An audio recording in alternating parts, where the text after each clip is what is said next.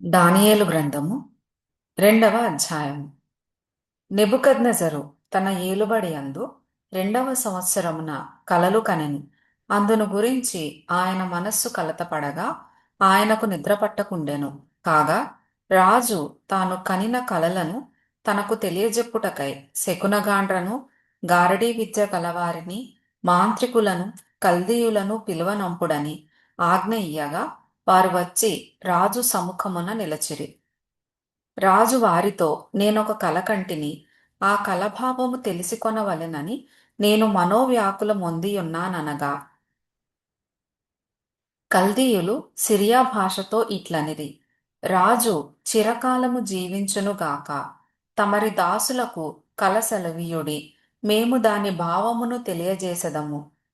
రాజు, నేను దాని మరచిపోతిని గాని కలను దాని భావమును మీరు తెలియజేయని ఎడల మీరు తుత్తునియలుగా చేయబడుదురు, మీ ఇండ్లు పెంటకుప్పగా చేయబడును. కలను దాని భావమును తెలియజేసిన ఎడల దానములును బహుమానములును మహాఘనతయు నా సముఖములో నొందుదురు గనుక కలను దాని భావమును తెలియజేయుడనగా, వారు, రాజు ఆ కలను తమరి దాసులమైన మాకు తెలియజెప్పిన ఎడల మేము దాని భావమును తెలియజేసెదమని మరలా ప్రత్యుత్తరమిచ్చిరి. అందుకు రాజు ఉత్తరమిచ్చి చెప్పినది ఏమనగా, నేను మరచియుండుట మీరు చూచి కాలహరణము చేయవలెనని మీరు కనిపెట్టుచున్నట్లు నేను బాగుగా గ్రహించుచున్నాను. కాలము ఉపాయముగా గడపవలెనని అబద్ధమును మోసపు మాటలను నా ఎదుట పలుకనుద్దేశించి ఉన్నారు.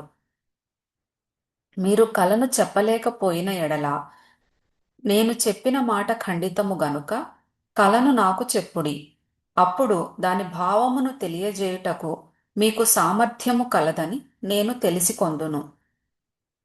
అందుకు కల్దీయులు ఈలాగు ప్రత్యుత్తరమిచ్చిరి: భూమి మీద ఏ మనుష్యుడునో రాజు అడిగిన సంగతి చెప్పజాలడు. ఏ చక్రవర్తియు అధికారియు శకునగాని యొద్దను గారడీ విద్య గలవాని యొద్దను కల్దీయుని యొద్దను ఇట్టి సంగతి విచారింపలేదు. రాజు విచారించిన సంగతి బహు అసాధారణమైనది. దేవతలు కాక మరెవరునూ ఈ సంగతి తెలియజెప్పజాలరు. దేవతల నివాసములు శరీరుల మధ్య ఉండవు గదా. అందుకు రాజు కోపము తెచ్చుకొని అత్యాగ్రహము గలవాడై బబులోనులోని జ్ఞానులనందరినీ సంహరింపవలెనని ఆజ్ఞ ఇచ్చెను. ఇట్టి శాసనము బయలుదేరుట వలన జ్ఞానులు చంపబడవలసి ఉండగా వారు దానియేలును అతని స్నేహితులను చంపజూచిరి. అప్పుడు దానియేలు బబులోనులోని జ్ఞానులను చంపుటకై బయలుదేరిన రాజదేహ సంరక్షకుల అధిపతియగు అర్యోకు దగ్గరకు పోయి జ్ఞానయుక్తముగా మనవి చేసెను. రాజునొద్ద నుండి ఈ ఆజ్ఞ ఇంత త్వరితముగా వచ్చుట ఏమని దానియేలు రాజు యొక్క అధిపతి అయిన అర్యోకునడగగా, అర్యోకు ఆ సంగతి దానియేలునకు తెలియజెప్పెను. అప్పుడు దానియేలు రాజసన్నిధికి పోయి స్వప్నభావమును తెలియజెప్పుటకై తనకు సమయము దయచేయుమని రాజును బతిమాలెను. అప్పుడు దానియేలు తన ఇంటికి పోయి తన స్నేహితులైన హనన్యాకును మిషాయేలునకును అజర్యాకును సంగతి తెలియజేసి, తానును తన స్నేహితులును బబులోనులో తక్కిన జ్ఞానులతో కూడా నశింపకుండునట్లు ఆ కల యొక్క మర్మ విషయములో పరలోకమందున్న దేవుని వలన కటాక్షము పొందు నిమిత్తమై ఆయనను వేడుకొనుడని వారిని హెచ్చరించెను. అంతటా రాత్రి అందు దర్శనము చేత ఆ మర్మము దానియేలునకు బయలుపరచబడెను గనుక దానియేలు పరలోకమందున్న దేవుని స్తుతించెను. ఎట్లనగా, దేవుడు జ్ఞాన బలములు కలవాడు. యుగములన్నిటను దేవుని నామము స్తుతి నొందునుగాక. ఆయన కాలములను సమయములను మార్చువాడై ఉండి రాజులను త్రోసివేయుచు నియమించుచు ఉన్నవాడును, వివేకులకు వివేకమును జ్ఞానులకు జ్ఞానమును అనుగ్రహించువాడునై ఉన్నాడు. ఆయన మరుగు మాటలను మర్మములను బయలుపరచును. అంధకారములోని సంగతులు ఆయనకు తెలియను. వెలుగు యొక్క నివాస స్థలము ఆయన యొద్దనున్నది. మా పితరుల దేవా, నీవు వివేకమును బలమును నాకనుగ్రహించియున్నావు. మేమడిగిన ఈ సంగతి ఇప్పుడు నాకు తెలియజేసి ఉన్నావు గనుక నేను నిన్ను స్తుతించుచు ఘనపరచుచున్నాను. ఏలయనగా రాజు యొక్క సంగతి నీవే మాకు తెలియజేసితివని దానియేలు మరల చెప్పెను. ఇట్లుండగా దానియేలు బబులోనులోని జ్ఞానులను నశింపజేయుటకు రాజు నియమించిన అర్యోకు నొద్దకు వెళ్ళి, బబులోనులోని జ్ఞానులను నశింపజేయవద్దు, నన్ను రాజు సముఖమునకు తోడుకొని పొమ్ము, నేను ఆ కలభావమును రాజునకు తెలియజేసెదనెను. కావున అర్యోకు రాజునకు భావము తెలియజెప్పగల ఒక మనుష్యుని చెరపట్టబడిన యూదులలో నేను కనుగొంటినని రాజు సముఖమున మనవి చేసి దానియేలును త్వరగా రాజు సన్నిధికి తోడ్కొని పోయెను. రాజు, నేను చూచిన కలయు దాని భావమును తెలియజెప్పుట నీకు సఖ్యమా అని బెల్తెషాజరు అను దానియేలును అడుగగా, దానియేలు రాజు సముఖములో ఈలాగు ప్రత్యుత్తరమిచ్చెను. రాజడిగిన ఈ మర్మము జ్ఞానులైనను గారడీ విద్య గలవారైనను శకునగాండ్రైనను జ్యోతిష్కులైనను తెలియజెప్పజాలరు. అయితే మర్మములను బయలుపరచగల దేవుడొకడు పరలోకమందున్నాడు.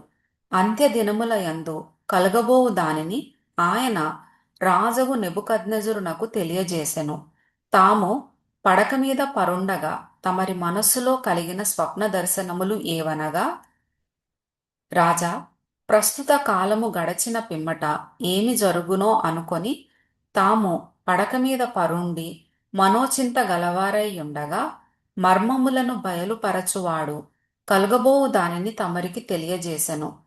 ఇతర మనుష్యులకందరికంటే నాకు విశేష జ్ఞానముండుట వలన ఈ మర్మము నాకు బయలుపరచబడలేదు.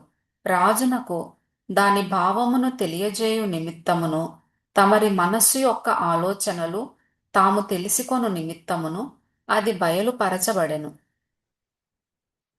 రాజా తాము చూచుచుండగా బ్రహ్మాండమగు ఒక ప్రతిమ కనబడెను గదా.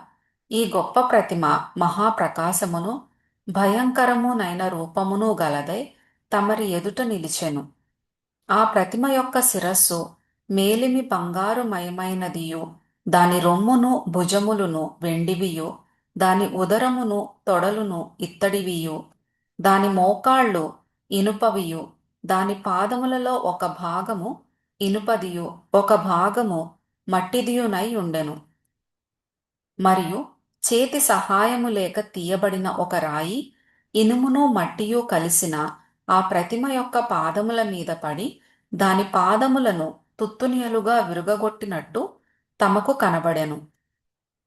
అంతటా ఇనుమును మట్టియు ఇత్తడియు వెండియు బంగారమును ఏకముగా దంచబడి కళ్ళములోని చెత్తవలె కాగా వాటికి స్థలము ఎచ్చటను దొరకకుండా గాలి వాటిని కొట్టుకొని పోయెను. ప్రతిమను విరుగగొట్టిన ఆ రాయి సర్వభూతలమంతా మహాపర్వతమాయెను. తాము కనిన కల ఇదే. దాని భావము రాజు సముఖమున మేము తెలియజెప్పెదము. రాజా, పరలోకమందున్న దేవుడు రాజ్యమును అధికారమును బలమును ఘనతయు తమరికి అనుగ్రహించియున్నాడు. తమరు రాజులకు రాజయ్యున్నారు. ఆయన మనుష్యులు నివసించు ప్రతి స్థలమందును మనుష్యులనేమి భూజంతువులనేమి ఆకాశ పక్షులనేమి అన్నిటినీ ఆయన తమరి చేతికప్పగించి ఉన్నాడు. వారందరి మీద తమరికి ప్రభుత్వముననుగ్రహించి ఉన్నాడు. తామే ఆ బంగారపు శిరస్సు. తాము చనిపోయిన తరువాత తమరి రాజ్యము కంటే తక్కువైన రాజ్యం ఒకటి లేచును. అటు తరువాత లోకమంతా ఏలునట్టి మూడవ రాజ్యం ఒకటి లేచును. అది ఇత్తడి వంటిదగును. పిమ్మట నాలుగవ రాజ్యం ఒకటి లేచును. అది ఇనుము వలె బలముగా ఉండును. ఇనుము సమస్తమైన వాటిని దంచి విరుగగొట్టునది గదా. ఇనుము పగులగొట్టునట్లు అది రాజ్యములన్నిటినీ పగులగొట్టి పొడి చేయును. పాదములును వ్రేళ్ళును కొంత మట్టునకు కుమ్మరి మట్టిదిగాను కొంత మట్టునకు ఇనుపదిగానున్నట్టు తమరికి కనబడెను గనుక ఆ రాజ్యములో భేదములుండును. అయితే ఇనుము బురదతో కలిసి ఉన్నట్టు కనబడెను గనుక ఆ రాజ్యములో అలాగున నుండును. ఆ రాజ్యము ఇనుము వంటి బలము గలదై ఉండును.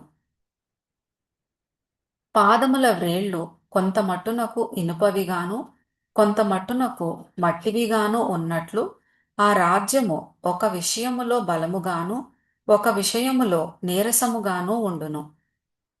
ఇనుమును బురదయు మిళితమై ఉండుట తమరికి కనబడెను. అటువలే మనుష్య జాతులు మిళితములై ఇనుము మట్టితో అతకనట్లు వారు ఒకరితో ఒకరు పొసగకయుందురు. ఆ రాజుల కాలములలో పరలోకమందున్న దేవుడు ఒక రాజ్యము స్థాపించును. దానికెన్నటికిని నాశనము కలుగదు. ఆ రాజ్యము దాని పొందిన వారికి గాక మరెవరికిని చెందదు. అది ముందు చెప్పిన రాజ్యములన్నిటినీ పగులగొట్టి నిర్మూలము చేయును గాని అది యుగముల వరకు నిలుచును.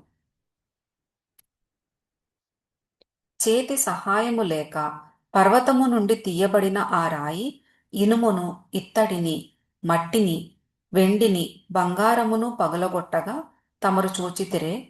ఇందువలన మహాదేవుడు ముందు జరగబోవు సంగతి రాజునకు తెలియజేసి ఉన్నాడు. కల నిశ్చయము దాని భావము నమ్మదగినది అని దానియేలు రాజుతో చెప్పెను. అంతటా రాజగు నెబుకద్నెజరు దానియేలునకు సాష్టాంగ నమస్కారము చేసి అతని పూజించి నైవేద్య ధూపములు అతనికి సమర్పింప ఆజ్ఞాపించెను. మరియు రాజు ఈ మర్మమును బయలుపరచుటకు నీవు సమర్థుడవైతివే.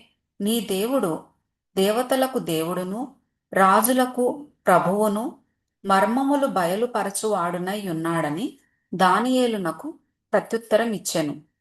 అప్పుడు రాజు దానియేలును బహుగా హెచ్చించి అనేక గొప్ప దానములిచ్చి అతనిని బబులోను సంస్థానమంతటి మీద అధిపతినిగాను బబులోను జ్ఞానులందరిలో ప్రధానునిగాను నియమించెను. అంతట దానియేలు రాజునొద్ద మనవి చేసి కొనగా రాజు షద్రకు మేషాకు అబేద్నెగో అను వారిని బబులోను సంస్థానము మీద విచారణకర్తలనుగా నియమించెను. అయితే దానియేలు రాజు సన్నిధిని ఉండెను.